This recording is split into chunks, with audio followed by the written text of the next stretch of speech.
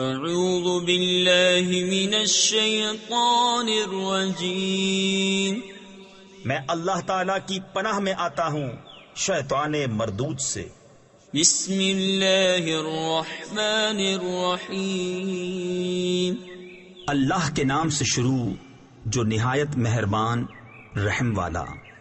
واللیل اذا یغشا والنہار اذا تجلی وما خلق الذکر والانثى ان سعیکم لشتی۔ اور رات کی قسم جب چھائے اور دن کی جب چمکے، اور اس کی جس نے نر و مادہ بنائے، بے شک تمہاری کوشش مختلف ہے۔ فَأَمَّا مَنْ أَعْطَى وَاتَّقَى وَصَدَّقَ بِالْحُسْنَى فَسَنُيَسِّرُهُ لِلْيُسْرَى۔ تو وہ جس نے دیا اور پرہیزگاری کی اور سب سے اچھی کو سچ مانا، تو بہت جلد ہم اسے آسانی مہیا کر دیں گے۔ وَأَمَّا مَن بَخِلَ وَاسْتَغْنَى وَكَذَّبَ بِالْحُسْنَى فَسَنُيَسِّرُهُ لِلْعُسْرَى۔ اور وہ جس نے بخل کیا اور بے پرواہ بنا اور سب سے اچھی کو جھٹلایا، تو بہت جلد ہم اسے دشواری مہیا کر دیں گے۔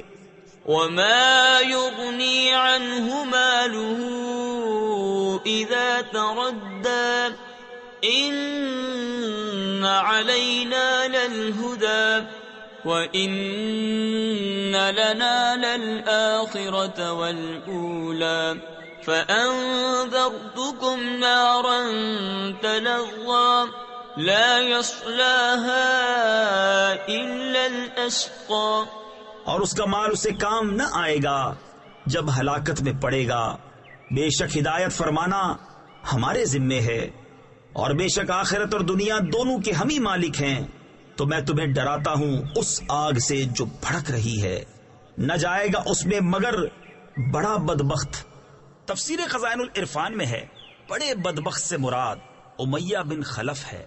الذي كذب وتولى وسيجنبها الأتقى، جس نے جھٹلایا اور منہ پھیرا، اور بہت جلد اس سے دور رکھا جائے گا جو سب سے بڑا پرہیزگار۔ تفسیر خزائن العرفان میں ہے یعنی امیر المومنین حضرت سیدنا صدیق اکبر رضی اللہ تعالی عنہ کو۔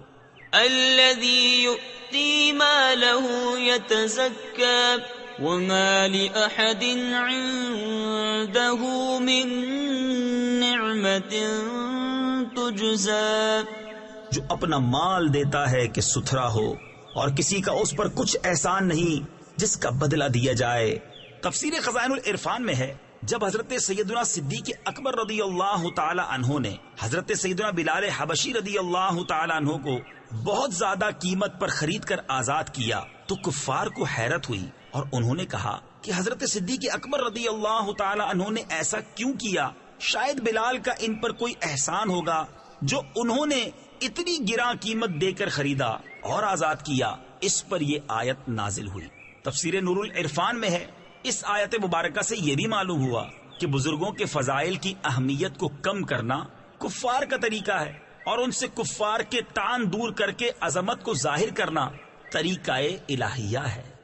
إِلَّا ابْتِغَاءَ وَجْهِ رَبِّهِ الْأَعْلَى وَلَسَوْفَ يَرْضَى، صرف اپنے رب کی رضا چاہتا جو سب سے بلند ہے، اور بے شک قریب ہے کہ وہ راضی ہوگا۔